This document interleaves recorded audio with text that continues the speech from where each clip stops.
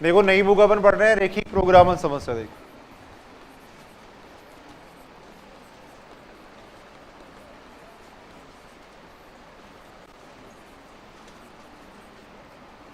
Linear programming problem.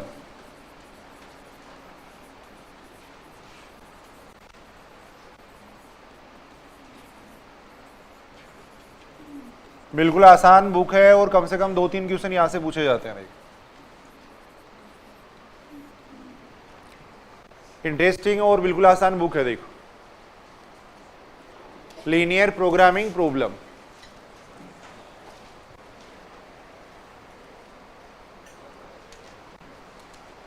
Linear इसलिए कह रहे हैं, देखो रेखिक इसलिए कह रहे हैं क्योंकि इसमें जितने भी चर काम में आएंगे सभी चरों की घात क्या होगी, एक होगी। देखो जितने भी इसके अंदर अपन वेरिएबल काम में लेंगे वो इस टाइप से लेंगे। देखो x1 x2 xn इस तरीके से लेंगे। देखो तो इसका मतलब हो गया रेखिक चर काम में लेंगे। देखो यानी जितने भी वेरिएबल मानेंगे उन चरों की घात एक होगी, इसलिए इसको अपन कह रहे हैं रेखिक कह रहे हैं। देखो वैसे एमएससी के अंदर अपन पढ़ते हैं नॉन लीनियर भी पढ़ते हैं वहां पर, लेकिन यहाँ अपने केवल रेखिक की बात करनी है। रेखिक का मतलब चरों की घात एक होनी चाहिए। देखो इसके अंदर जितने भी वेरिएबल अपन काम में लेंगे सभी की घात एक होगी। देखो प्रोग्रामिंग का मतलब होता है प्लानिंग, समस्या का मतलब समस्या होता ही है। देखो तो या अगर कोई भी आदमी मान लो कोई बिजनेस करता है तो सबसे पहले वो क्या करता है, उसकी प्रोग्रामिंग करता है, प्लानिंग करता है। तो उसके बारे में यहाँ बात करेंगे। देखो तो इससे आप बिजनेस करना भी सीख जाओगे और वो सारी चीजें भी सीखोगे। देखो ये वास्तव में इंटरेस्टिंग बुक है और काम की बुक है। देखो एमबीए वगैरह वहां पे चलती है, काफी चलती है। देखो तो लीनियर प्रोग्रामिंग प्रॉब्लम का मतलब है देखो रेखिक प्रोग्रामन समस्या। लीनियर इसलिए कह रहे हैं क्योंकि इसमें जितने भी चर आएंगे वो सारे रेखिक होंगे। देखो जितने भी चर काम में आएंगे सभी की घात एक होगी, इसलिए इसको रेखिक कह रहे हैं। प्रोग्रामिंग का मतलब प्लानिंग है। देखो एलपीपी के मुख्यतः 3 भाग होते हैं। देखो एलपीपी के मुख्यतः 3 भाग होते हैं। देखो लिख लेना यहां से। देखो एलपीपी के मुख्यतः 3 भाग होते हैं।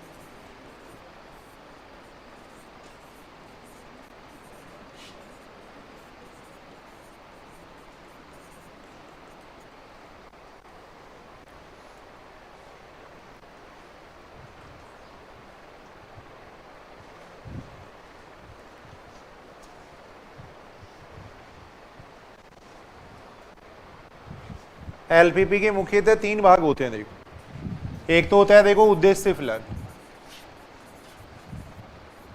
Objective function. देखो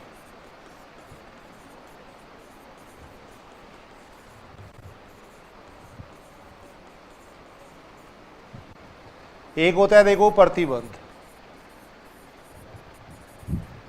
और एक होता है ऋणेतर प्रतिबंध।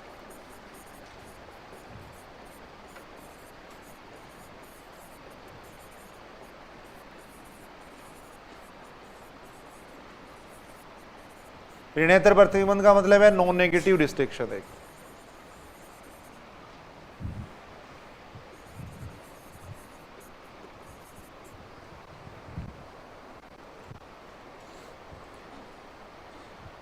एलपीपी के मुख्य 3 भाग होते हैं। देखो उद्देश्य फलन होता है, प्रतिबंध होता है, फिर ऋणेतर प्रतिबंध होते हैं। देखो कोई भी आदमी अगर कोई बिजनेस कर रहा है तो सबसे पहले वो अपना एक उद्देश्य डिसाइड करेगा। देखो फिर प्रतिबंध का मतलब उसके पास निश्चित संसाधन होंगे, निश्चित उसके पास कोई भी मान लो अगर बिजनेस कर रहा है तो निश्चित उसके पास लिमिटेड होंगी सारी चीजें, तो वो कंडीशन यहाँ आएंगे। देखो ऋणेतर प्रतिबंध का मतलब है इसके अंदर जितने भी चर अपन काम में लेंगे सारे क्या होंगे, नॉन नेगेटिव होंगे। देखो चर होंगे वो नेगेटिव नहीं होंगे, या तो 0 होंगे या 0 से बड़े होंगे। देखो इस बात का मतलब ये देखो ऋणेतर प्रतिबंध का मतलब क्या है, जो चर अपन मानेंगे, जैसे मान लो अपन ये मान रहे हैं कि कोई भी कारपेंटर है, मान लो वो x1 कुर्सी बना रहा है, x2 मेज बना रहा है। देखो x1 कुर्सी बना रहा है, x2 मेज बना रहा है।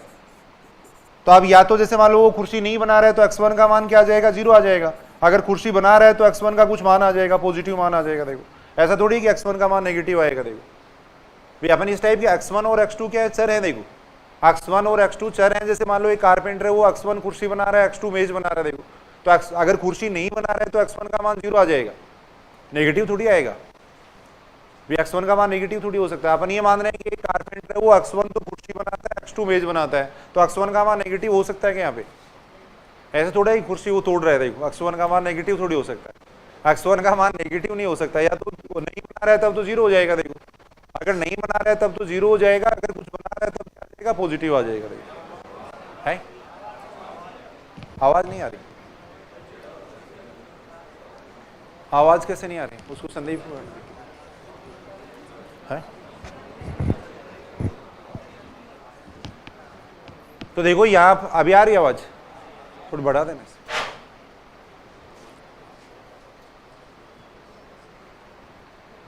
तो देखो एलपीपी के मुख्यतः 3 भाग होंगे। देखो उद्देश्य फलन होगा, उसके बाद में प्रतिबंध होगा, उसके बाद में ऋणेतर प्रतिबंध होगा। देखो थोड़ी इनको डिफाइन कर सकते हैं। देखो डेफिनेशन अपन लिख सकते हैं। देखो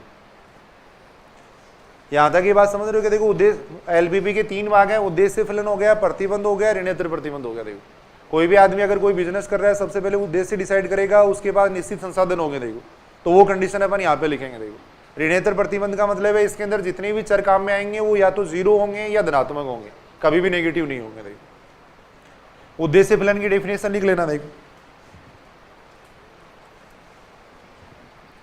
उद्देश्य फलन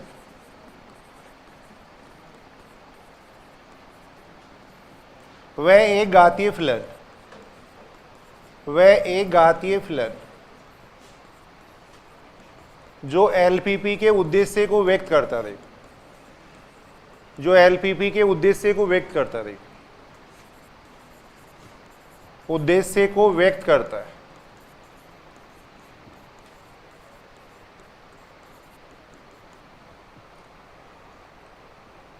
इसको अपन जनरली जेड से डिनोट करते हैं। देखो जेड से व्यक्त किया जाता है।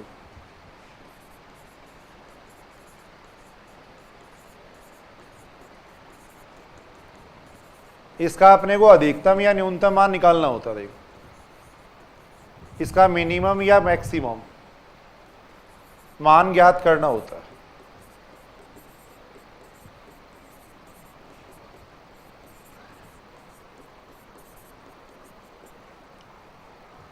उद्देश्य फलन क्या होता है? देखो एक घातीय संबंध होगा, चरों में एक घातीय संबंध होगा जो एलपीपी के उद्देश्य को व्यक्त करेगा। देखो जेड से जनरली, जेड से डिनोट करते हैं जनरली, बाकी किसी से भी डिनोट कर सकते हैं। देखो इसका मिनिमम या मैक्सिमम मान अपने को निकालना होगा। देखो ऐसे देखो है ये प्रतिबंध निकाय। देखो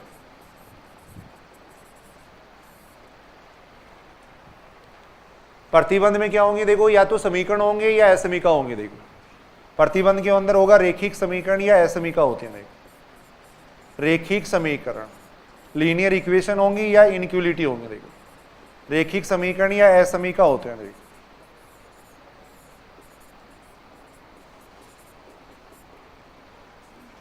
जो एलपीपी के प्रतिबंधों को व्यक्त करते हैं। जो एलपीपी के प्रतिबंधों को व्यक्त करते हैं।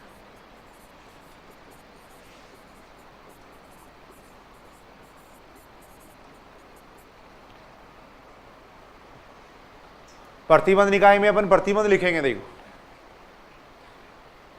अगर कोई भी आदमी कोई बिजनेस कर रहा है तो उसके बाद निश्चित संसाधन होंगे। मान लो स्कूल खोली है तो निश्चित कमरे होंगे, निश्चित टीचर होंगे, वो सारी कंडीशन यहाँ आएंगे। देखो वो कंडीशन अपन यहाँ पे लिखेंगे। देखो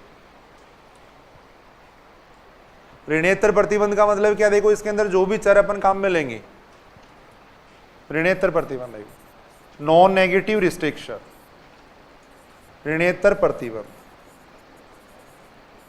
नॉन नेगेटिव रिस्ट्रिक्शन।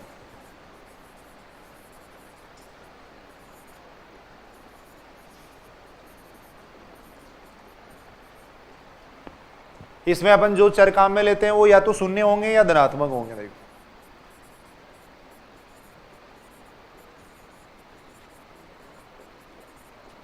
वे शून्य या धनात्मक होते हैं।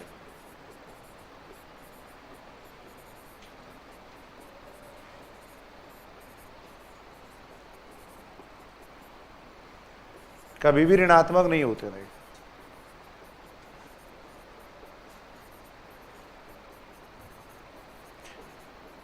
अब यहाँ पे कोई बहुत बड़ा क्वेश्चन है, पूछ के छोटी छोटी बातें पूछेंगे यहाँ पर कि एलपीपी में जो चर काम में लेंगे उन पे क्या कंडीशन होती है, इस टाइप की छोटी छोटी बातें पूछी जाती है। देखो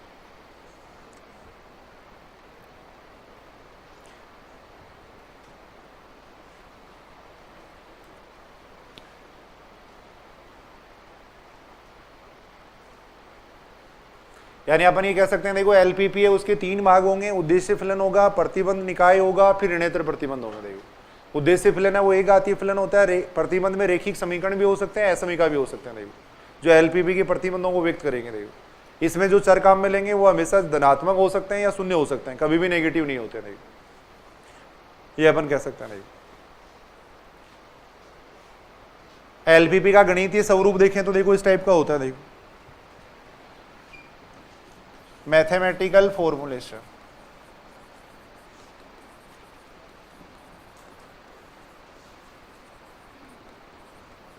ऑफ एलपीपी।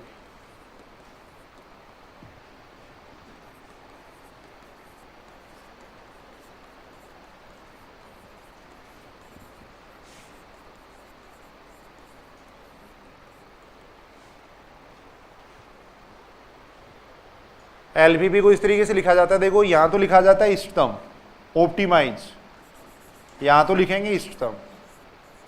इष्टतम का मतलब है ऑप्टिमाइज, यहां लिखेंगे इष्टतम, इष्टतम का मतलब ऑप्टिमाइज।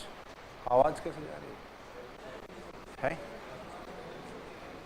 इष्टतम का मतलब है देखो ऑप्टिमाइजेड, इष्टतम जेड।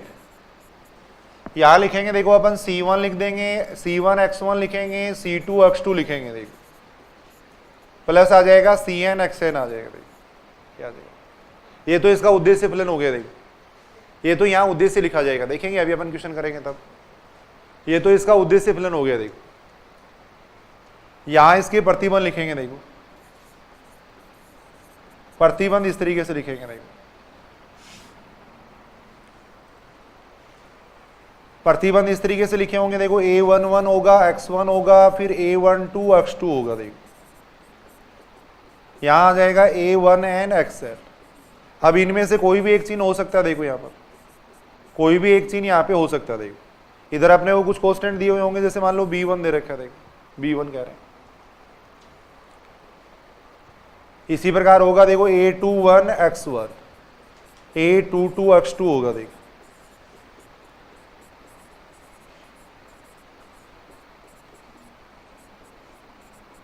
यहाँ B2 आ जाएगा। देखो ऐसे ही चलते जाएंगे। देखो लास्ट में मान लो AM1 x1 दे रखा है। देखो AM2 x2 है।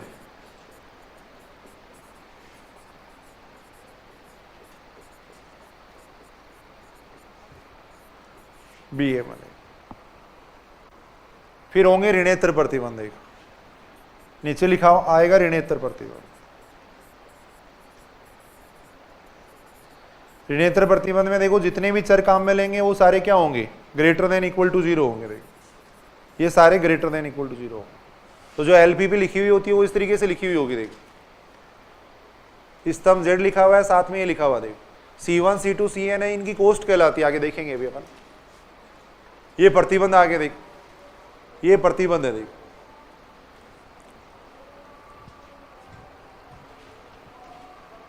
इधर आ गया ऋणेतर प्रतिबंध। देखो x1 x2 xn आ जाएगा। देखो ऋणेतर प्रतिबंध का मतलब जितने भी चर काम में लेंगे वो ग्रेटर देन इक्वल टू 0 होंगे। देखो ऑप्टिमाइज का मतलब क्या, देखो स्तंभ का मतलब क्या है, अगर कोई चीज अगर अपन बेच रहे हैं तो अपन चाहेंगे कि अपने को अधिक से अधिक लाभ हो। देखो तब तो यहाँ पे मैक्सिमम लिखेंगे। देखो अगर कोई चीज खरीद रहे हैं तो अपन चाहेंगे कि कम से कम रुपए लगे, तब यहाँ पे लिखेंगे मिनिमम लिखेंगे। देखो तो स्तंभ का मतलब क्या है, ऑप्टिमाइज का मतलब क्या है, अगर कोई चीज खरीद रहे हो तो आप ये चाहोगे कि कम से कम पैसे लगे। देखो तो यहाँ लिखेंगे मिनिमम, तब अपन जेड का मिनिमम मान निकालना चाहेंगे। देखो या मैक्सिमम निकालोगे, मिनिमम निकालोगे ना।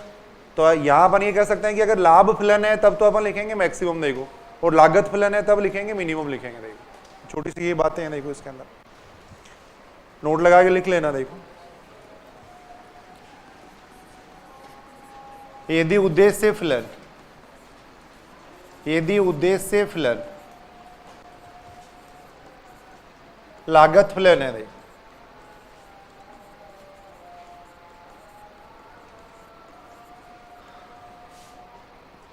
तब तो स्तंभ का मतलब होगा देखो मिनिमम, तब तो स्तंभ का मतलब होगा मिनिमम, वहां पे मिनिमम लिख देंगे। देखो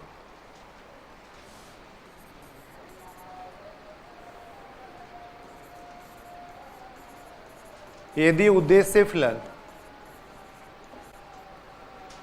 लाभ फलन है। देखो तब स्तंभ का मतलब होगा मैक्सिमम, तब स्तंभ का मतलब होगा मैक्सिमम होगा। देखो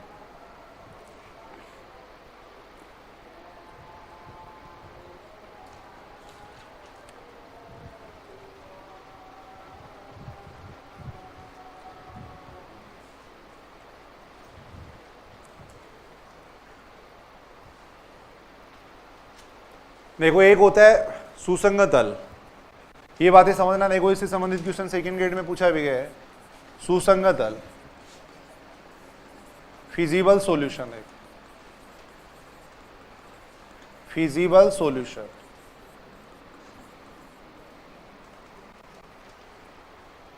सुसंगत हल का मतलब क्या? देखो चरों के मानों का ऐसा समुच्चय जो एलपीपी के सभी प्रतिबंधों को संतुष्ट करता है।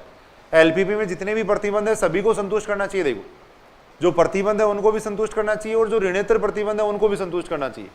ऐसा जो समुच्चय उसको अपन कहते हैं सुसंगत हल कहते हैं। देखो चरों के मानों का ऐसा समुच्चय, देखो अभी देखेंगे अपन एग्जाम्पल कर रहे हैं। देखो चरों के मानों का ऐसा समुच्चय, चरों के मानों का ऐसा समुच्चय जो एलपीपी के सभी प्रतिबंधों, एलपीपी के सभी प्रतिबंधों ऋणेतर सहित जो नॉन नेगेटिव रिस्ट्रिक्शन है उनको भी संतुष्ट करना चाहिए। देखो ऋणेतर सहित को संतुष्ट करे। देखो ऋणेतर सहित को संतुष्ट करे। देखो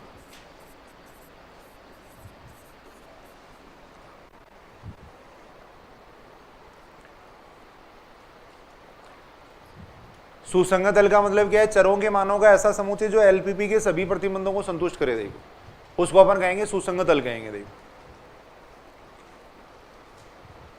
छोटे छोटे क्वेश्चन अपन देख रहे हैं। देखो एक बार थोड़ा सा जल्दी लिख लेना भाई इसको आप लोग।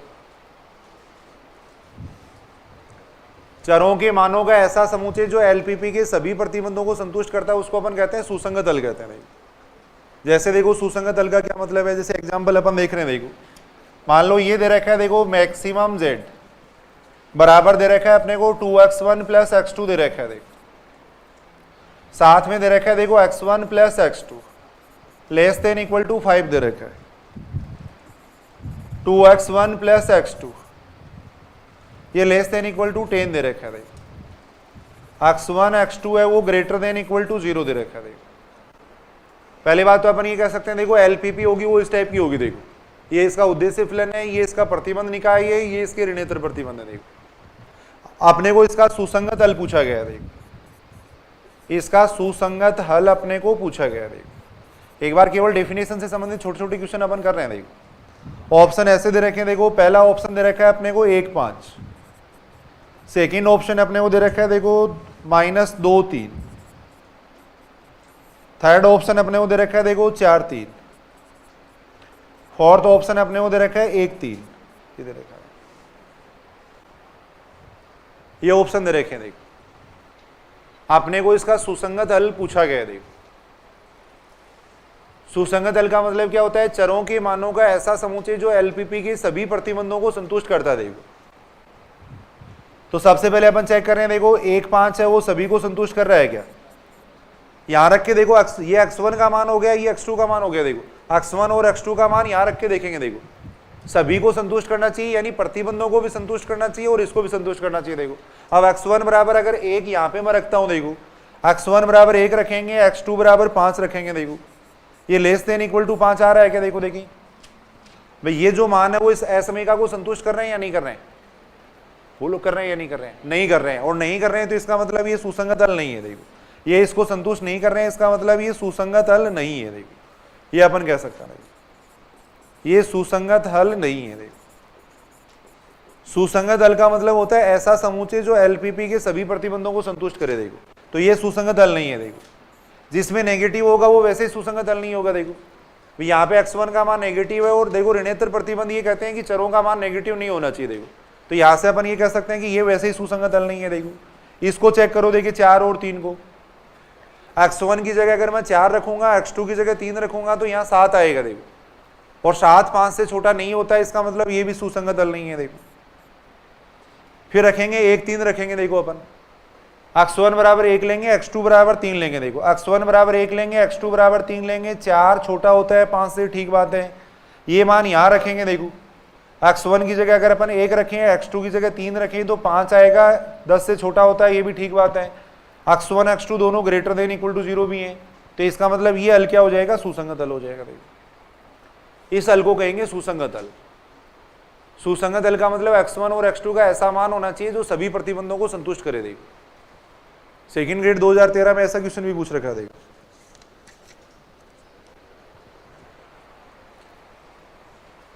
ये बात समझ रहे हो क्या? सुसंगत हल का मतलब सभी को संतुष्ट करना चाहिए। देखो सभी को संतुष्ट करना चाहिए, उसको कहते हैं फिजिबल सॉल्यूशन। देखो सुसंगत हल कहते हैं। देखो सेकंड ग्रेड 2013 में देखो ये क्वेश्चन पूछा गया है, सेकंड ग्रेड 2013 में। देखो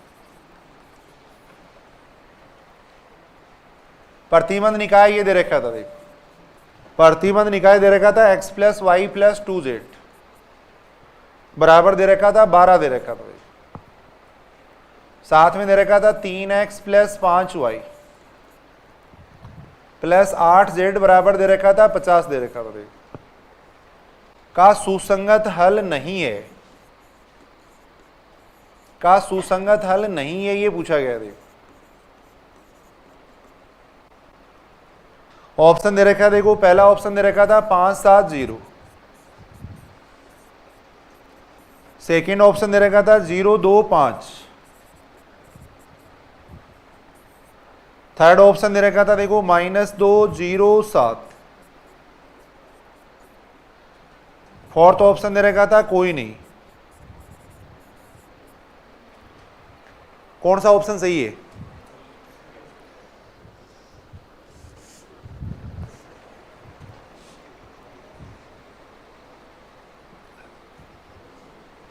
कौन सा सुसंगत हल नहीं है इसके अंदर? देखो देखिए पहली बात तो जिसमें नेगेटिव नहीं होगा वो सुसंगत हल नहीं होगा, सीधी सी बात है। जिसमें नेगेटिव होता है वो सुसंगत हल नहीं होगा। देखो बाकी यहाँ मान रख के भी देख सकते हो। देखो ये 5 7 यहाँ पे रखेंगे तो इसका मान 12 बनना है। देखो 5 7 इसको भी संतुष्ट कर रहा है या नहीं कर रहा है? 5 इसको देखें तो 15 और 35 50 हो जाएंगे। ठीक है 0 2 5 इसको संतुष्ट कर रहा है क्या? x की जगह 0, y की जगह 2, z की जगह 5 रखेंगे तो इसका मान कितना आएगा?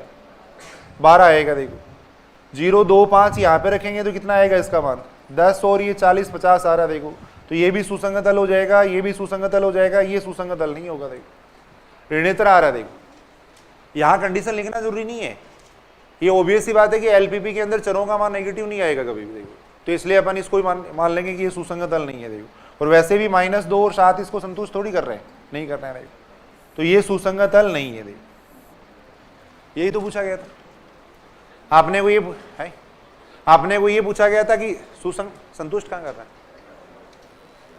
संतुष्ट कर रहा है, संतुष्ट कर रहा है फिर भी सुसंगत हल नहीं है क्योंकि नेगेटिव नहीं आ रहा। देखो भाई नेगेटिव आ रहा है ना, देखो नेगेटिव आ रहा है इसलिए अगर संतुष्ट कर रहा है तो भी सुसंगत हल नहीं है क्योंकि ऋणेतर प्रतिबंध को संतुष्ट नहीं कर रहा। देखो ऋणेतर प्रतिबंध को संतुष्ट नहीं कर रहा। देखो ऋणेतर प्रतिबंध को संतुष्ट नहीं कर रहा। देखो ये बात ध्यान रखनी है। देखो ऋणेतर प्रतिबंध को संतुष्ट नहीं कर रहा है, को संतुष्ट नहीं कर रहा। देखो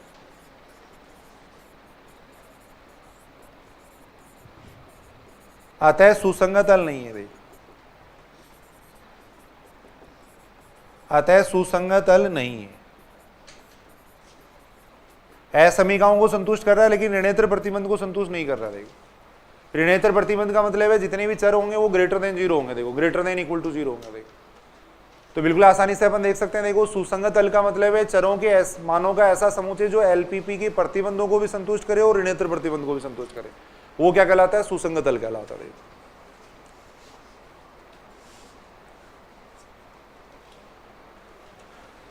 उसके बाद में एक होता है देखो इष्टतम हल, ऑप्टिमल सॉल्यूशन।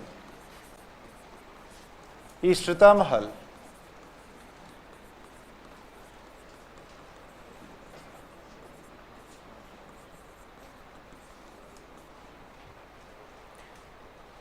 वह सुसंगत हल, इष्टतम हल का मतलब है वह सुसंगत हल। पहली बात तो सुसंगत हल होना चाहिए। देखो वह सुसंगत हल,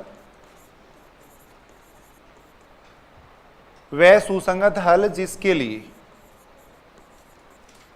वह सुसंगत हल जिसके लिए उद्देश्य फलन का मान, उद्देश्य फलन का मान समस्या के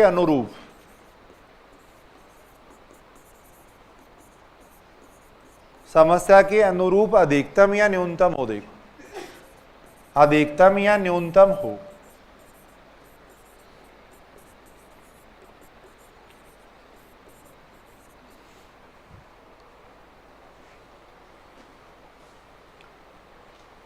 ऐसा सुसंगत हल होना चाहिए जो एलपीपी के लिए, जिसके लिए जेड का मान या उद्देश्य फलन का मान क्या आएगा, अधिकतम या न्यूनतम आएगा। देखो सुसंगत हल होगा तभी उसको इस्तेमाल चेक करेंगे अपन, सुसंगत हल होगा तभी उसको इस्तेमाल चेक किया जाता है। देखो वह सुसंगत हल जिसके लिए उद्देश्य फलन का मान समस्या के अनुरूप अधिकतम या न्यूनतम हो। देखो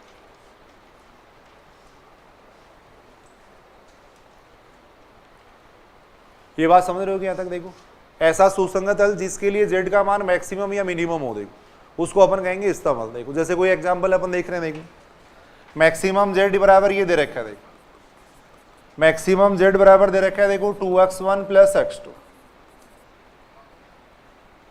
x1 प्लस x2 है लेस देन इक्वल टू 5। देखो 2x1 plus x2 less than equal to है 10, x1 x2 है ग्रेटर देन इक्वल टू 0। देखो इसका इष्टतम हल अपने को पूछा गया। देखो इसका इष्टतम हल अपने को पूछा गया। देखो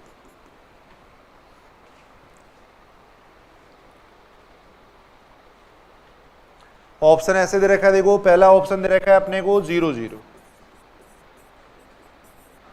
सेकंड ऑप्शन दे रखा है देखो 2 3, थर्ड ऑप्शन दे रखा है अपने को 1 2, फोर्थ ऑप्शन दे रखा है -2 2। तो पहले तो सबसे पहले तो अपन ये देखेंगे, देखो इनमें से सुसंगत हल कौन कौन से, फिर उनके लिए अपन इस्तेमाल चेक करेंगे। देखो सुसंगत हल कौन कौन सा, देखो इसके अंदर सुसंगत हल का मतलब जो एलपीपी के सभी प्रतिबंधों को संतुष्ट करे। देखो 0 0 की बात करें तो 0 0 इसको भी संतुष्ट कर रहा है, देखो इसको भी संतुष्ट कर रहा है, इसको भी संतुष्ट कर रहा है, तो इसका मतलब ये सुसंगत हल है। देखो इसको अपन सुसंगत हल कह सकते हैं। देखो 2 3 है क्या सुसंगत हल, यहाँ 2 रखेंगे यहाँ 3 रखेंगे 5 आ रहा है। देखो यहाँ 2 रखेंगे यहाँ 3 रखेंगे 7 आ रहा है, लेस देन 10 है, ठीक है, पॉजिटिव भी है, ठीक है, ये भी सुसंगत हल है। देखो इसको चेक करेंगे, देखो 1 2 रखेंगे सुसंगत हल है। देखो यहाँ रखेंगे तो देखो ये कितना बनेगा 5, ये भी ये 4 बनेगा, ये भी सुसंगत हल है। देखो पॉजिटिव भी आ रहा है तो ये भी सुसंगत हल हो जाएगा। देखो इसको अगर अपन चेक करें तो ये नेगेटिव आ रहा है तो वैसे ही सुसंगत हल नहीं होगा। देखो तो यहाँ पे सुसंगत हल देखें तो ये सारे सुसंगत हल है। देखो इन सब को अपन क्या कह सकते हैं, देखो फिजिबल सॉल्यूशन कह सकते हैं, सुसंगत हल कह सकते हैं। अब इनमें से देखो देखिए जेड का मान मैक्सिमम किसके लिए आ रहा है, यहाँ मैक्सिमम जेड पूछा गया। देखो इन सभी के लिए अपन जेड का मान निकालेंगे, जिसके लिए जेड का मान मैक्सिमम आ रहा है वो क्या होगा, इष्टतम हल होगा। फिर तो इसके लिए जेड का मान देखें तो इसके लिए जेड का मान कितना आएगा, इसके लिए जेड का मान देखें, देखो x1 बराबर 0 x2 बराबर 0 इसमें रखेंगे तो जेड बराबर 0 आएगा। देखो ये आएगा। देखो इसके लिए अगर अपन जेड का मान देखें तो इसके लिए जेड का मान कितना आएगा, इसके लिए जेड का मान रखेंगे तो जेड बराबर कितना आएगा, देखो 4 और 3 यानी 7 आ रहा है। इसके लिए जेड का मान देखेंगे तो कितना आ रहा है, 2 और 2 यानी 4 आ रहा है। तो जेड का मैक्सिमम मान अपने को यहाँ चाहिए था। देखो तो जेड का मैक्सिमम मान किससे प्राप्त हो रहा है, देखो इससे प्राप्त हो रहा है, तो ये क्या हो जाएगा, इस्तेमाल हो जाएगा। देखो ये इस्तेमाल हो जाएगा। देखो अगर यहाँ पे मिनिमम जेड दिया हुआ होता तो इस्तेमाल कौन सा हो जाता, देखो वो 0 0 हो जाता। यानी अपने लिखा है ना एलपीपी के जो उद्देश्य फलन के अनुरूप अपने को मैक्सिमम या मैक्सिमम मिनिमम देखना। देखो अगर यहाँ मिनिमम लिखा हुआ होता तब तो इस्तेमाल हो जाता 0 0। देखो अगर मैक्सिमम लिखा हुआ है तब इस्तेमाल हो जाएगा 2 3 हो जाएगा। देखो ये अपन देख रहे हैं। एलपीपी का इस्तेमाल है वो तभी विद्यमान होगा यदि सुसंगत हल विद्यमान होगा। अगर एलपीपी का सुसंगत हल विद्यमान नहीं है तो फिर इस्तेमाल भी विद्यमान नहीं होता है। नोट लगा के लिख लो एक बात। देखो ये इसी टाइप की बातें पूछी जाएंगी बस। यदि सुसंगत हल विद्यमान नहीं हो, देखो यदि सुसंगत हल विद्यमान नहीं हो, सुसंगत हल विद्यमान नहीं हो,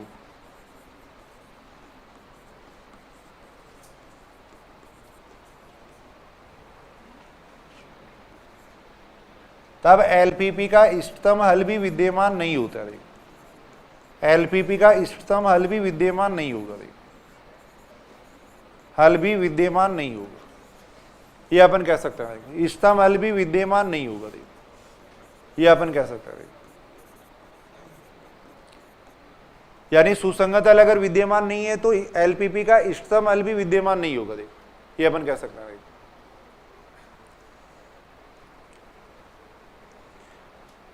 ये बात समझ रहे हो क्या? देखो सुसंगत हल विद्यमान होगा तो ही इष्टतम हल विद्यमान होगा। देखो सुसंगत हल का मतलब जो प्रतिबंधों को संतुष्ट करे। अब ऐसा कोई हल ही नहीं है जो प्रतिबंधों को संतुष्ट कर रहा है, तब उद्देश्य फलन का मैक्सिमम या मिनिमम मान भी अपन नहीं निकाल पाएंगे। देखो तो ये बात ध्यान में रखनी है। देखो क्वेश्चन है, देखो जैसे एक मिनिमम z बराबर ये दे रखा है। देखो मिनिमम z बराबर दे रखा है x1 प्लस x2 दे रखा है। देखो x1 प्लस x2 दे रखा है लेस देन इक्वल टू 2 दे रखा है। देखो 2x1 plus x2 less than equal to दे रखा है 5 दे रखा है। देखो x1 x2 greater than equal to 0 है ही। देखो इसका इष्टतम हल पूछा गया। देखो इसका इष्टतम हल अपने को पूछा गया। देखो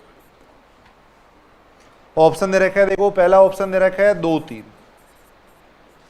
सेकंड ऑप्शन अपने को दे रखा है देखो -3 1, थर्ड ऑप्शन दे रखा है देखो 3 4, फोर्थ ऑप्शन दे रखा है कोई नहीं।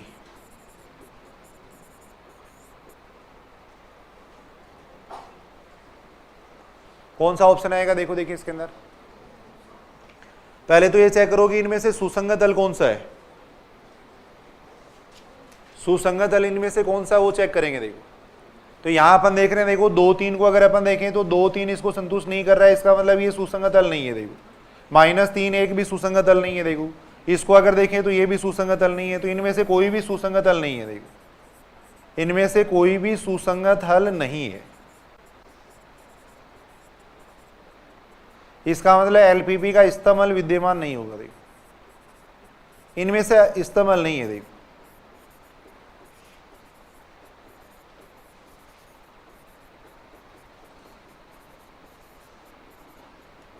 तो यहां उत्तर रहेगा कोई नहीं। देखो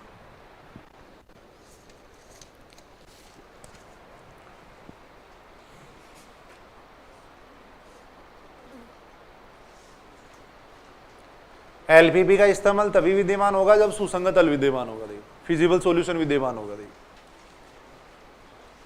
देखो एलपीपी को हल करने की 2 विधि है। देखो एक तो होती है ग्राफीय विधि होती है, एक सिंप्लेक्स विधि होती है। देखो लीनियर प्रोग्रामिंग प्रॉब्लम को हल करने की 2 विधियां हैं। देखो एक तो होती है देखो ग्राफीय विधि, ग्राफीय विधि, ग्राफिकल मेथड, ग्राफिकल मेथड।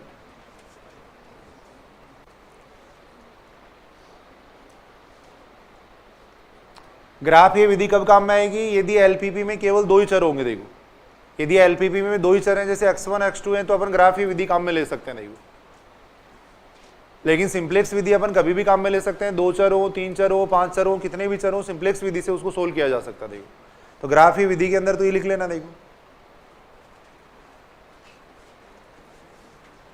यदि एलपीपी में केवल 2 चर हो, यदि एलपीपी में केवल 2 चर हो,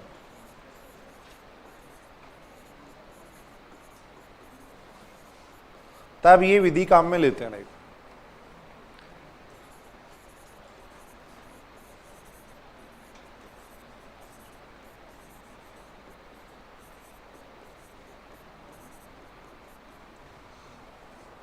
काम में ली जा सकती है, ऐसे लिख सकता है।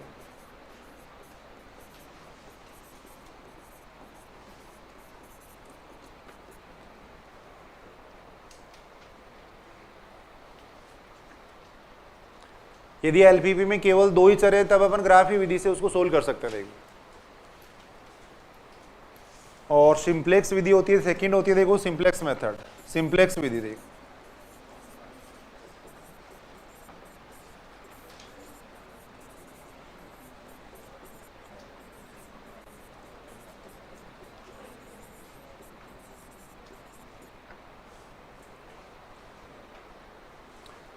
सिंप्लेक्स विधि, देखो सिंप्लेक्स विधि देखो 2 चर हो तो भी काम में ले सकते हैं, 2 से ज्यादा चर हो तब भी अपन काम में ले सकते हैं। ये देखो 2 या 2 से अधिक चरों वाली एलपीपी को, 2 या 2 से अधिक चरों वाली, 2 या 2 से अधिक चरों वाली एलपीपी को हल करने की हल करने की व्यापक विधि है।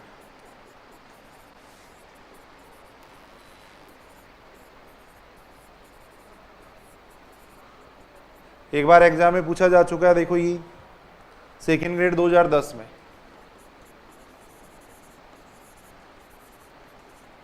कि दो या दो से अधिक चरों वाली एलपीपी को हल करने की विधि है, तो सिंप्लेक्स विधि होगी। देखो यदि एलपीपी में केवल दो चर हैं तो उसको अपन ग्राफ बना के सोल्व कर सकते हैं, ग्राफ ही विधि से हल कर सकते हैं। देखो लेकिन अगर दो से अधिक चर हैं तब अपने को सिंप्लेक्स विधि काम में लेनी पड़ेगी। देखो तो दो या दो से अधिक चरों वाली एलपीपी को हल करने की व्यापक विधि है, देखो सिंप्लेक्स विधि है। देखो सबसे पहले यहां पढ़ रहे हैं, देखो अपन ग्राफ ही विधि पढ़ रहे हैं। देखो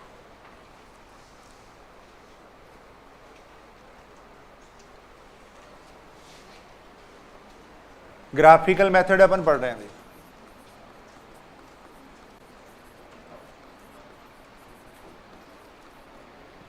ग्राफ ही विधि मेथड लिखो तो लिख लो, थोड़ा कोई जरूरत नहीं है ज्यादा, वैसे लिखो तो ये लिख लेंगे। देखो सबसे पहले तो असमीकाओं को अपन समीकरण के रूप में लिख लेंगे। देखो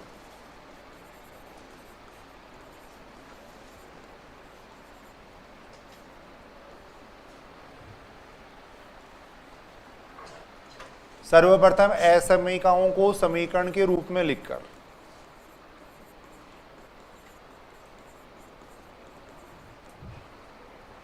लिखकर ग्राफ बनाते हैं।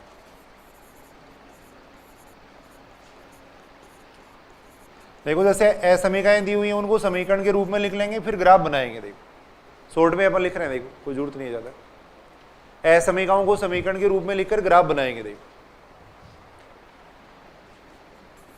उसके बाद में अपन क्या करेंगे, देखो असमीकाओं से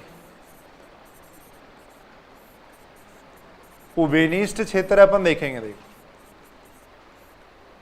असमीकाओं से उभयनिष्ठ क्षेत्र का चुनाव करेंगे। देखो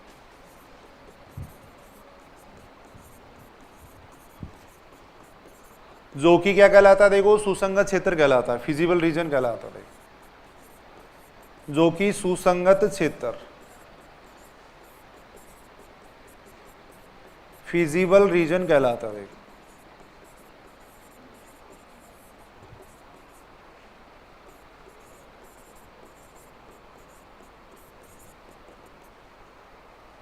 सभी असमीकाओं में उभयनिष्ठ क्षेत्र देख लेंगे। उभयनिष्ठ क्षेत्र कौन सा, देखो उसको अपन कहते हैं सुसंगत क्षेत्र कहते हैं। ये बात ठीक है क्या? देखो यहां तक। फिर सुसंगत क्षेत्र से जो बहुभुज बनेगा, सुसंगत क्षेत्र से प्राप्त बहुभुज के शीर्षों पर जेड का मान ज्ञात करते हैं। जेड का मतलब यहां उद्देश्य फलन से, उद्देश्य फलन का मान ज्ञात करते हैं। देखो ऐसा लिख देते हैं, उद्देश्य फलन का मान ज्ञात करते हैं। देखो उद्देश्य फलन का मान ज्ञात करते हैं।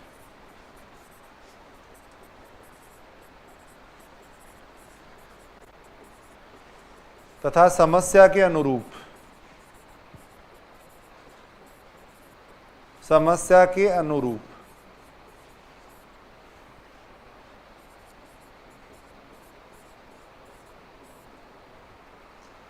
इष्टतम हल का चयन करते हैं। समस्या के अनुरूप इष्टतम हल ज्ञात करते हैं।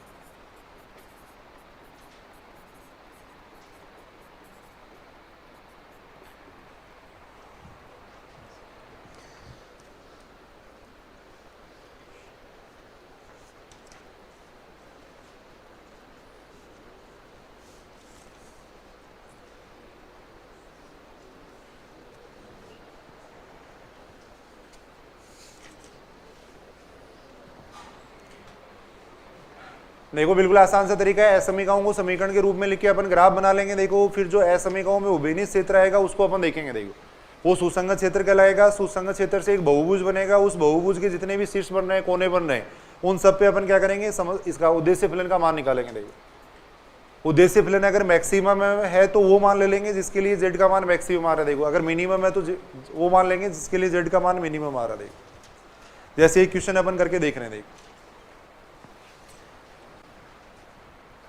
क्वेश्चन दे रखा है, देखो फलन जेड, जेड बराबर दे रखा है, देखो 6x + 8y दे रखा है।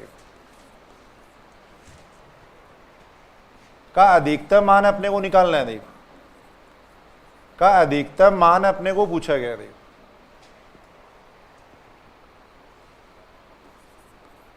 अधिकतम मान होगा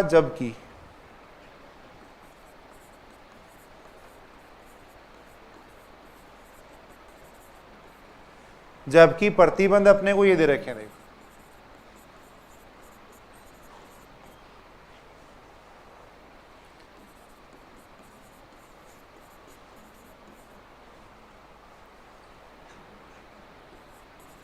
तथा x greater than equal to 0, y greater than equal to 0। आपने वो क्या पूछा गया, देखो z का अधिकतम मान पूछा गया। देखो z को वैसे डिफाइन कर रखा है, साथ में कंडीशन दे रखे हैं। देखो प्रतिबंध अपने को इस तरीके से दे रखे हैं। देखो ये दो प्रतिबंध दे रखे हैं, देखो ये ऋणेतर प्रतिबंध दे रखे हैं। देखो ये बात समझ रहे हो क्या सारे? एलपीपी अपने को दी हुई है। देखो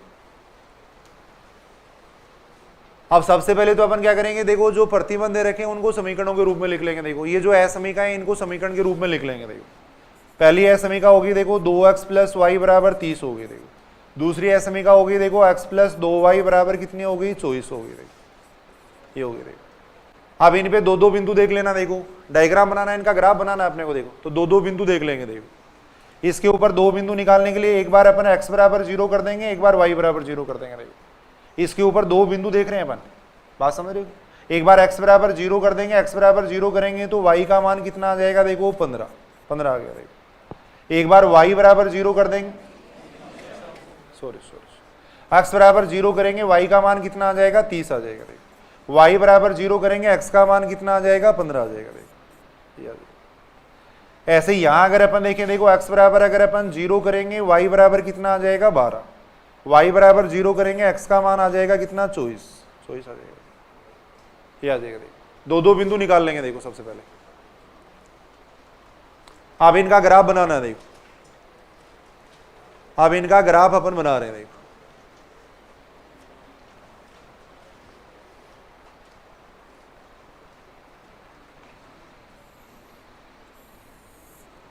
ये अपन देख रहे हैं। देखो इधर अपन x एक्सिस ले रहे हैं, इधर y एक्सिस ले रहे हैं। देखो अब यहां थोड़ा सा ये देख लेंगे। देखो जैसे x का मान कितना आ रहा है, 15 और 24 आ रहा है। देखो तो लगभग अपन कच्चा एक रफ डायग्राम बना रहे हैं, कोई फर्क नहीं पड़ेगा ज्यादा। यहाँ 15 और 24 है तो इस तरीके से मान ले लेते हैं, 5 ले लेते हैं, 10 ले लेते हैं, या 10 ले लेते हैं। देखो यहाँ मैंने 10 मान लिया, यहाँ मैंने 20 मान लिया, यहाँ मैंने 30 मान लिया। देखो ये मान लेंगे। देखो क्योंकि अपने को 15 और 24 दोनों को लेना है, इसलिए अपन इस तरीके से मान लेंगे। देखो इधर भी यही मान लेते हैं। देखो इधर भी मान लेते हैं, यहाँ मैंने इतनी दूर मान लेता हूँ, 10 मान लेता हूँ। देखो ये 10 हो गया, यहाँ पे 20 हो गया। देखो यहाँ पे हो जाएगा 30 हो जाएगा। 30 है। देखो ये सही है कि बात याद है? अब इसका डायग्राम बना रहे हैं। देखो पहली जो रेखा है उसका डायग्राम किस तरीके से बनेगा। देखो पहली जो समीकरण दे रखी है उसका डायग्राम बना रहे हैं। x बराबर 0 है, y बराबर 30 है, ये बिंदु हो गया। देखो x बराबर 0, y बराबर 30 यहाँ पे है। देखो यहाँ देखो x बराबर 15 है, y बराबर 0, x बराबर 15 यहाँ मान लेंगे, बीच में मान लेंगे। देखो ये मान लेंगे, दोनों बिंदुओं को मिला देंगे। देखो दोनों बिंदुओं को मिला देंगे। देखो ये बिंदु हो जाएगा कितना, देखो 15, 0, ये बिंदु हो गया 15, 0 हो गया। देखो आ जाएगा। ऐसे दूसरी रेखा है, उसका दूसरा जो समीकरण है उसका डायग्राम बना लेंगे। देखो 0, 12, x बराबर 0 है, y बराबर 12, y बराबर 12 लगभग यहाँ पे आएगा। देखो x बराबर 0, y बराबर 12 यहाँ आ जाएगा। देखो ये आ जाएगा।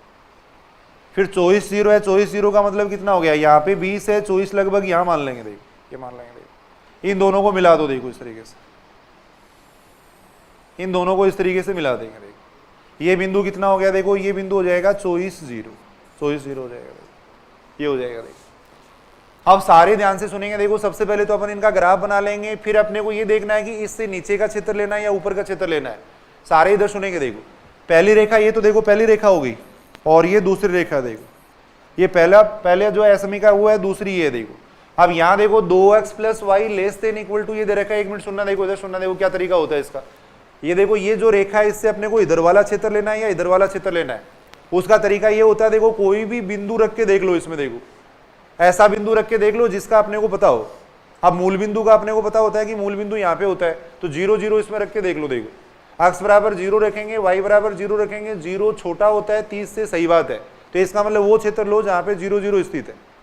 यानी कोई भी बिंदु लेके देख सकते हो, वो बिंदु अगर इसको संतुष्ट करता है तब तो वो क्षेत्र लेंगे जिधर वो बिंदु स्थित है। आपने 0 0 रख के देखा 0 0 इसको संतुष्ट कर रहा है, तो इसका मतलब वो क्षेत्र लो जिधर 0 0 स्थित है। तो इसका मतलब इस रेखा से इधर का क्षेत्र लेंगे, देखो इससे इधर का क्षेत्र लेंगे, देखो जिधर 0 0 स्थित है उधर वाला क्षेत्र लेंगे फिर, क्योंकि 0 0 इसको संतुष्ट कर रहा है। देखो अब यहां देखो 0 0 रख के देखेंगे, 0 छोटा होता है 24 से, ठीक बात है। तो इसका मतलब इसके भी उधर वाला क्षेत्र लो जिधर 0 0 स्थित है। 0 0 यहाँ पे स्थित है तो इसके भी इधर का क्षेत्र लेंगे, देखो इसके भी इधर का क्षेत्र आएगा, देखो ये आएगा। देखो अब यहां देखो x का मान ग्रेटर देन इक्वल टू 0 दे रखा है, x का मान ग्रेटर देन इक्वल टू 0 किधर होगा, x का मान ग्रेटर देन इक्वल टू 0 इधर होगा। देखो जो सुसंगत क्षेत्र आएगा वो देख रहे हैं अपन, देखो x greater than equal to 0 होगा। देखो y greater than equal to 0 कहां पे होगा, देखो इससे ऊपर होगा, x एक्सिस से ऊपर होगा। देखो तो सुसंगत क्षेत्र कौन सा आ गया, ऐसा क्षेत्र कौन सा है जो सब में कॉमन है, कौन सा आ रहा है, ये क्षेत्र आ रहा है। देखो ये ऐसा क्षेत्र हो गया जो सब में कॉमन है। देखो ये ऐसा क्षेत्र है जो सब में कॉमन है, जिसको अपन कहेंगे सुसंगत क्षेत्र। देखो ये कहलाता है सुसंगत क्षेत्र, फिजिबल रीजन, ये आ जाएगा। देखो सुसंगत क्षेत्र आ गया। देखो अब ये जो बहुभुज बन रहा है इसके सभी कोणों के अपन ये निकालेंगे, देखो कोऑर्डिनेट निकाल लेंगे, शीर्ष निकालेंगे। देखो इस टाइप का बहुभुज यहां बन रहा है, देखो ये बन रहा है। देखो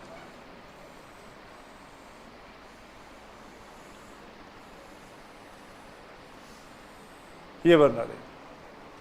इसको अपन कह देते हैं बिंदु O कह देते हैं, इसको अपन A कह देते हैं, इसको अपन बिंदु B कह देते हैं, इसको C कह देते हैं। देखो ये कह दिया। देखो सभी बिंदुओं के कोऑर्डिनेट निकाल लो। देखो O बिंदु के कोऑर्डिनेट कितने आ जाएंगे, O बिंदु के कोऑर्डिनेट तो हो गए 0 0। A बिंदु के कोऑर्डिनेट कितने हो जाएंगे, A बिंदु के कोऑर्डिनेट कितने थे 15 0। देखो B बिंदु के कोऑर्डिनेट अपने को निकालने पड़ेंगे, C बिंदु के कोऑर्डिनेट कितने आ जाएंगे, B बिंदु के कोऑर्डिनेट निकाल दो। इन दोनों रेखाओं का प्रतिच्छेदन बिंदु देखो, इन दोनों को सोल्व कर लो। देखो इन दोनों समीकरणों को सोल्व कर लेंगे, कितना आ रहा है 12 6 आ रहा है, शाबाश ये 12 6 आ रहा है। इन दोनों को सोल्व कर लेंगे। देखो इन दोनों समीकरणों को सोल्व कर लिया। देखो दोनों रेखाओं को सोल्व किया मैंने यहाँ पर, इन दोनों को सोल्व कर लेंगे। देखो ये मान कितना आ रहा है, देखो C मान अगर देखें तो 0 12 आ रहा है। देखो C अगर देखें तो 0 12 आ रहा है। देखो ये आ रहा है। देखो अब इन सभी बिंदुओं के लिए Z का मान निकाल लेंगे। देखो Z का मान कितना है, इन सभी के लिए Z का मान निकाल लेंगे। देखो इन सभी के लिए अगर Z का मान देखें तो Z का मान कितना आ जाएगा। देखो सभी बिंदुओं के लिए Z का मान निकालेंगे, Z का मान कितना था 6x + 8y था। देखो तो इस बिंदु के लिए Z का मान देखेंगे तो कितना आएगा, x की जगह 0 कर देंगे, y की जगह 0 कर देंगे। देखो इस बिंदु के लिए Z का मान देखेंगे तो कितना आएगा 90 आ जाएगा। इस बिंदु के लिए Z का मान देखेंगे तो कितना आएगा 120 आ रहा है। देखो इस बिंदु के लिए Z का मान देखेंगे तो कितना आएगा 96 आ रहा है। तो आपने वो क्या पूछा गया, Z का मैक्सिमम मान पूछा गया। देखो Z का मैक्सिमम मान लेना अपने को, तो अधिकतम मान कौन सा आ रहा है, ये आ रहा है। देखो तो ये इसका इष्टतम हल हो गया। देखो ये इसका इष्टतम हल हो गया। देखो ये इसका इष्टतम हल हो जाएगा। देखो इससे अपने को Z का मैक्सिमम मान प्राप्त हो रहा है। देखो इसको अपन कहेंगे ऑप्टिमल सॉल्यूशन, इष्टतम हल। सुसंगत हल तो ये सारे हैं। देखो ये सारे सुसंगत हल हैं, जो इस बहुभुज के जितने भी कोणे आएंगे सारे सुसंगत आएंगे। देखो ये सुसंगत क्षेत्र है, इसके जितने भी कोणे बनेंगे वो सारे सुसंगत हल आएंगे। देखो अब इसमें अपने को इष्टतम देखना है, इष्टतम यहाँ पे Z का मैक्सिमम मान लेना था। देखो तो जिसके लिए Z का मान मैक्सिमम है वो ले लेंगे। देखो तो इष्टतम हल कितना हो गया, देखो x1 बराबर तो हो गया 12, x2 बराबर कितना है, सॉरी x बराबर तो कितना हो गया, देखो 12, y बराबर कितना हो गया 6, z बराबर कितना हो गया 120, z बराबर 120 हो गया। देखो ये आ गया। देखो अब इस बात का मतलब ये है कि जैसे ये उद्देश्य फलन लिखा जाता है, जैसे अपन क्वेश्चन करेंगे तो मान लो एक कारपेंटर है, वो x तो कुर्सी बनाता है, y मेज बनाता है, तब उसको कितना लाभ होगा। देखो तो इसका मतलब ही हो गया। देखो यानी जो दी गई कंडीशन है उसके अंतर्गत उसको इतना तो कुर्सी बनानी चाहिए, देखो इतनी मेज बनानी चाहिए, देखो जिससे उसको इतने रुपए का लाभ होगा। देखो इस बात का मतलब ही होता है। जैसे वो क्वेश्चन आगे अपन देखते हैं तो इस टाइप की क्वेश्चन है। देखो भाई यहाँ पे कंडीशन दे रखी है अपने को, ये कंडीशन दे रखी है, तो ये इसका इस्तेमाल आ गया। देखो ये अपन देख रहे हैं, ये इसका इस्तेमाल आ जाएगा। देखो दूसरी बात अपन ये कह सकते हैं, देखो ये जो सुसंगत क्षेत्र है अगर ये परिबद्ध होता है, बाउंडेड होता है, तब अपन मैक्सिमम और मिनिमम दोनों निकाल सकते हैं। अगर अनबाउंडेड होता है, अपरिबद्ध होता है, तो केवल मिनिमम ही निकाला जा सकता है। देखेंगे आगे अभी क्वेश्चन, तो एक नोट लगा के लिख लेना, ये बातें, यही बातें इंपॉर्टेंट है यहाँ पर। नोट लगा के एक बात लिख लो, देखो ये नोट लगा के लिख लेंगे, यदि सुसंगत क्षेत्र, यदि सुसंगत क्षेत्र परिबद्ध है, यदि सुसंगत क्षेत्र परिबद्ध है, तब z का अधिकतम व न्यूनतम मान, तब z का अधिकतम व न्यूनतम मान, परिबद्ध का मतलब बाउंडेड से है यहां पर, तब z का अधिकतम व न्यूनतम मान ज्ञात किया जा सकता है,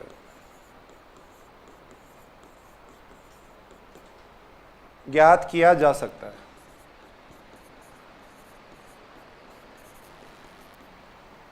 यानी जो सुसंगत क्षेत्र है वो अगर परिबद्ध है, बाउंडेड है, तब अपन z का मैक्सिमम और मिनिमम दोनों मान निकाल सकते हैं। देखो इसी टाइप की क्वेश्चन है, देखो सेकंड ग्रेड 2018 में पूछ रखा है क्वेश्चन, सेकंड ग्रेड 2018 में एक क्वेश्चन पूछा गया है। देखो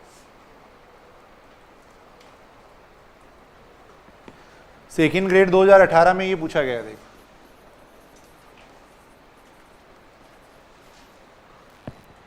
मैक्सिमम z बराबर ये दे रखा है, देखो मैक्सिमम z बराबर दे रखा है, देखो -0.1, x1 प्लस दे रखा है, देखो 0.5, x2 दे रखा है। देखो प्रतिबंध अपने को ये दे रखा है, देखो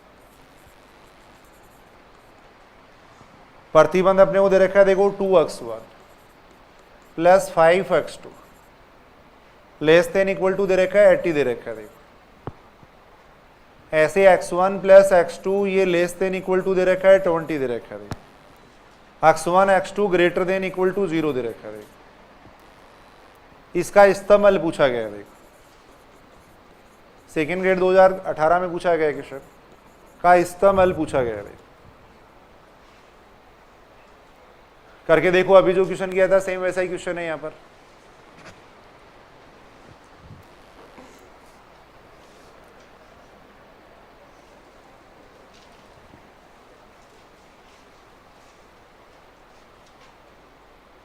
करके देख लो एक बार, असमीकरणों को समीकरण में चेंज कर लो। देखो असमीकरणों को समीकरण में चेंज कर लेंगे। देखो असमीकरणों को समीकरण में चेंज कर रहे हैं। देखो ये आ जाएगा 2x1 प्लस 5x2 बराबर आ जाएगा 80 आ जाएगा। देखो ऐसे x1 प्लस x2 बराबर कितना आ जाएगा, देखो 20 आ जाएगा। क्या आएगा, कितना आएगा। देखो दो दो बिंदु निकाल लो इसके ऊपर। देखो एक बार x1 को 0 कर देंगे, देखो तो x2 का मान कितना आ जाएगा 16। एक बार x2 को 0 कर देंगे, इसका मान आ जाएगा 40। ऐसे यहाँ पे देखो x1 को 0 करेंगे, ये 20 आ जाएगा। देखो इसको 0 कर देंगे तो ये आ जाएगा 20 आ जाएगा। देखो ये आ जाएगा, दो मान निकाल ले। देखो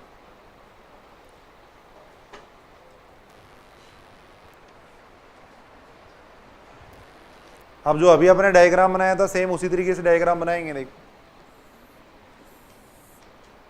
यहाँ थोड़ा अपन ये देख लेंगे। देखो x1 का मान 20 और 40 है, तो उसके तरीके से अपन ले लेंगे। देखो 20 और 40 से ले लेते हैं। यहाँ पर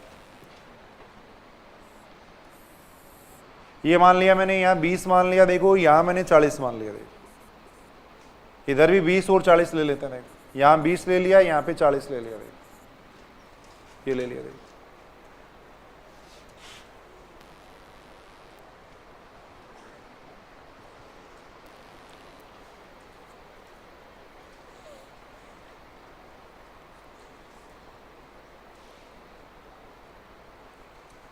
यहाँ देखो अपने को क्या दे रखा है। देखो 0 16, 0 16 कहाँ पे आ जाएगा, लगभग यहाँ मान लेंगे। देखो 0 16 यहाँ मान लिया। देखो फिर है 40 0, 40 0 यहाँ पे आ जाएगा। देखो दोनों बिंदुओं को मिला देंगे। देखो 40 0 ये हो गया। देखो ये हो गया। ऐसे देखो अपने को दे रखा है 0 20, यानी x1 बराबर 0, x2 बराबर 20 यहाँ पे हो जाएगा। देखो 20 0, 20 0 ये हो गया। देखो दोनों को मिला देंगे। देखो ये आ जाएगा, इतना आएगा। देखो ये बिंदु हो जाएगा कितना देखो 0 20 हो जाएगा, ये हो जाएगा 20 0 देखो, ये हो गया देखो। अब अपने को कौन सा क्षेत्र लेना है देखो, यहाँ अगर अपन देखें तो 2x1 + 5x2 लेस थे नहीं है देखो, तो कोई भी बिंदु रख के देख लो देखो। पहली समीकरण तो ये होगी देखो, पहली तो ये थी, पहली तो ये है, दूसरी ये है देखो। तो यहाँ अपन देखो x1 = 0 x2 = 0 रखेंगे तो 0 छोटा होता है 80 से, ठीक बात है देखो। तो इसका मतलब इस रेखा के वो उस तरफ वाला क्षेत्र लेंगे जिधर 0 0 स्थित है। कोई भी बिंदु रख के देख सकते हो, तो सुविधा के लिए 0 0 रख के देख रहे हैं अपन। कोई भी बिंदु रख के देख लो जिसका अपने को स्थान पता हो, वो बिंदु रख के देख लो देखो। अब 0 0 रख रहे हैं तो 0 0 रखने पे ये बात संतुष्ट हो रही है, इसका मतलब इस लाइन के उस तरफ वाला क्षेत्र लेंगे जिधर 0 0 स्थित है देखो। तो इससे नीचे का क्षेत्र ले लेंगे देखो, ये ले लेंगे देखो। ऐसे ही इसके अगर अपन बात करें तो यहाँ अगर अपन देखें तो कितना आ जाएगा, इससे भी नीचे का क्षेत्र आ जाएगा देखो, इससे भी इधर का क्षेत्र ले लेंगे देखो, ये ले लेंगे देखो। x1 x2 > 0 है तो फर्स्ट क्वाड्रेंट में आएगा वैसे फिजिबल रिजल्ट, ये ले लेंगे। तो देखो ये भाग आ गया देखो, इसको अपन कहेंगे सुसंगत क्षेत्र, ये सुसंगत क्षेत्र हो गया देखो, फिजिबल रीजन हो जाएगा देखो, ये सुसंगत क्षेत्र आ गया देखो। जो सब में कॉमन है वो देखेंगे देखो, ऐसा देखो पॉलीगॉन बन रहा है, ऐसा बहुभुज बन रहा है देखो, ये अपन देख रहे हैं।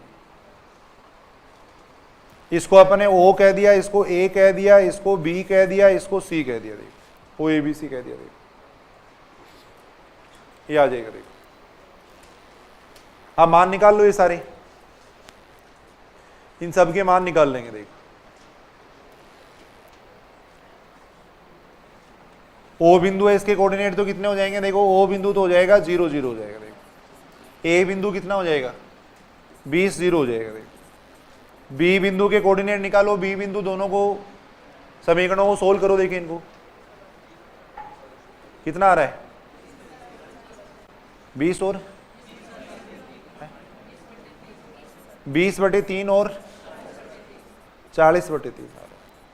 ऐसे इसका मान निकाल लेंगे, C का मान निकाल लेंगे, C का मान आ जाएगा 0 और 16, ये आ जाएगा। अब Z अपने को क्या दे रखा था देखो, यहां पर Z का मान दे रखा था, इतना दे रखा था देखो। Z बराबर दे रखा है -0.1 -0.1 x1 प्लस 0.5 x2 दे रखा है देखो। इन सभी के लिए Z का मान निकालो देखो, Z का मान कितना हो जाएगा इसके लिए 0, इन सभी के लिए Z का मान कितना आ जाएगा 0 आ जाएगा देखो।